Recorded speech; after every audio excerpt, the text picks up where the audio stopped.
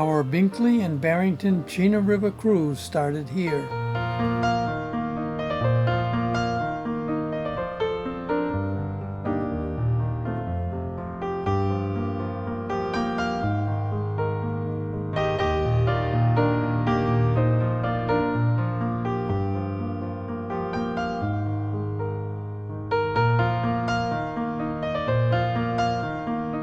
This is the first Discovery sternwheeler, still operational.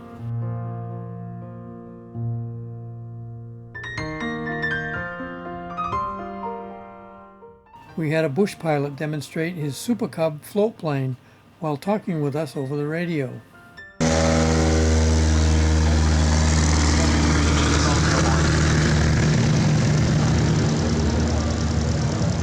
Amazing little planes, these Super Cubs.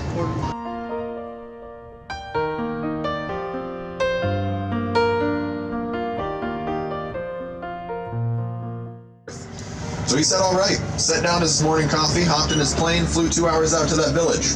2 people got in the plane. It helps him get a good view for where he's going to try and land and line up quickly with the river. But it also helps him not only descend, but also reduce his forward airspeed while he does it. This is a practice move these pilots do to help him get down towards a landing very quickly. And at this point, he just kind of hangs it out to dry. Can't actually see the river, just operating off years of instinct and feel, and kind of showing off with the 1 foot on the landing there. But we've got a lot of very talented pilots up here, folks. 1 in 78 Alaskans is actually licensed to fly. It's more per capita than anywhere else on the planet. We had a nice leisurely cruise down the Chena River.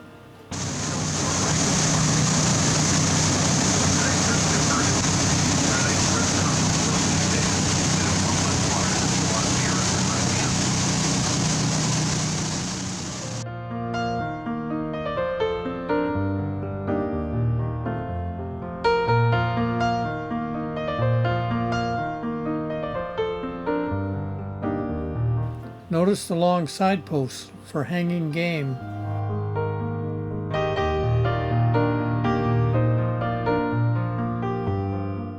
Ronald Reagan stayed here when meeting the Pope in Fairbanks.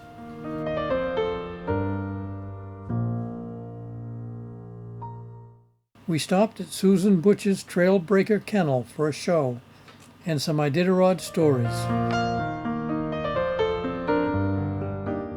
Susan Butcher won the Iditerod 4 times.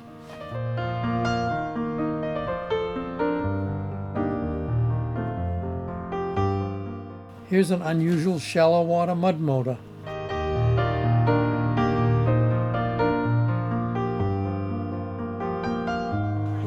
We dropped off a passenger en route.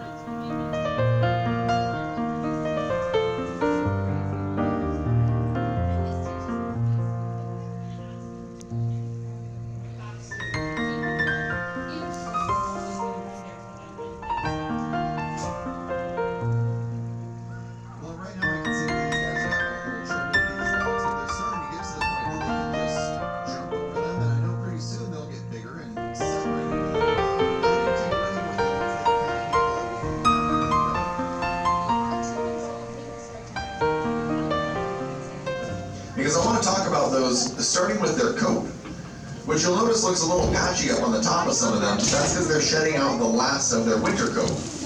You can see that kind of lighter fur up top giving way to the chocolate. But that winter coat is also really interesting because every single strand of hair in that is actually hollow. There's air trapped inside, which keeps them very well insulated. It's kind of like a built-in down jacket, but it also serves to make them very buoyant. The clear surface runoff Chena River and the silty glacial runoff Tana rivers come together here. You can see where they begin to mix.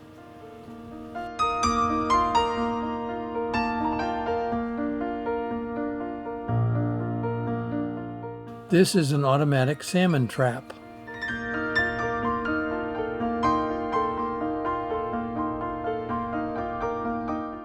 It's called a fish wheel, which you may have noticed over at our fish camp. You can put a video of one of these in motion up on your screen. Because the fish wheel really is a very genius invention.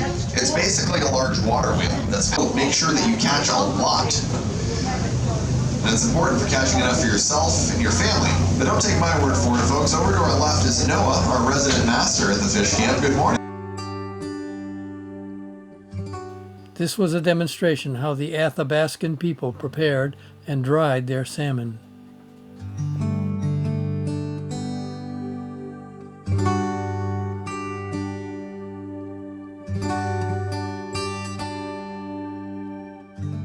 We stopped at the Chena River Living Museum to tour an Athabascan village. Here we learned about the Athabascan culture and history.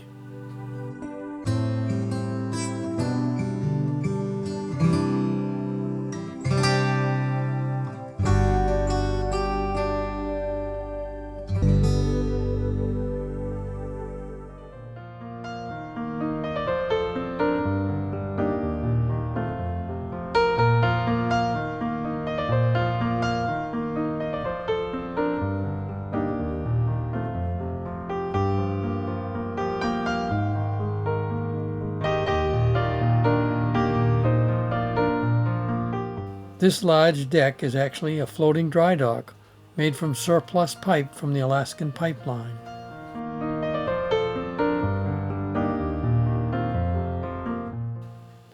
After the cruise, we had a family-style beef stew lunch at Binkley's. In the gift shop, we found this photo op after lunch. They had a room which they maintained at 40 degrees below zero for us to experience. We didn't stay there very long. Our Fairbanks bus driver took us to a portion of the 800-mile-long Alaskan Pipeline.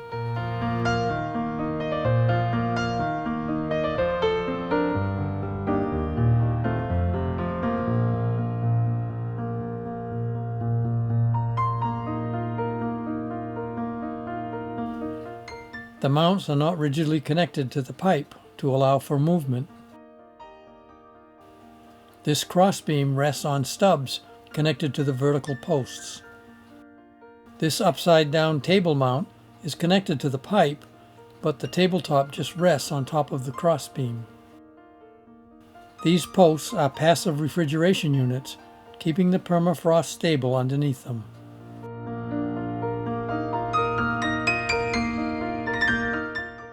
Okay, just kidding. This is a photoshopped picture.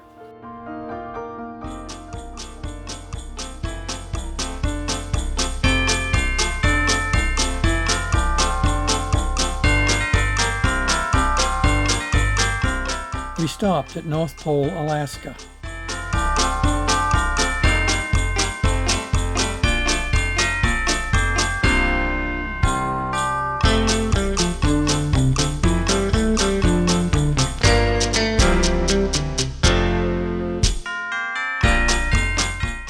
Santa's reindeer were molting and looked kinda sad caged up here.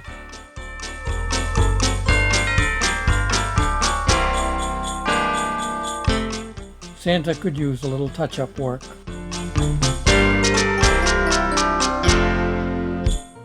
We stopped at Golden Heart Plaza in Fairbanks, which was constructed in 1986.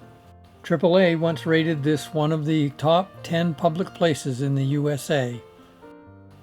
I wouldn't rate it that high, but it was nice. The statue is Malcolm Alexander's unknown first family, portraying the family of all mankind.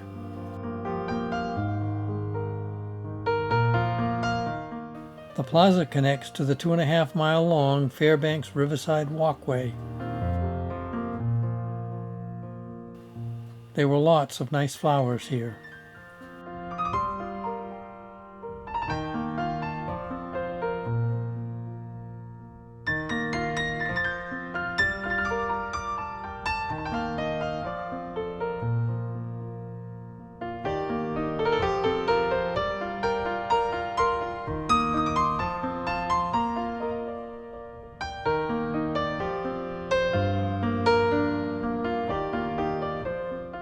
We We returned to the lodge for supper and the dreaded COVID testing. This was a stressful time, as a positive result meant the tour was over. We had to wait over an hour for results, and in the end, we lost 10 more travelers to COVID from this testing. And so, as the sun sets around midnight at the hotel, we sadly end day 7, thinking of those travelers who would no longer be traveling with us.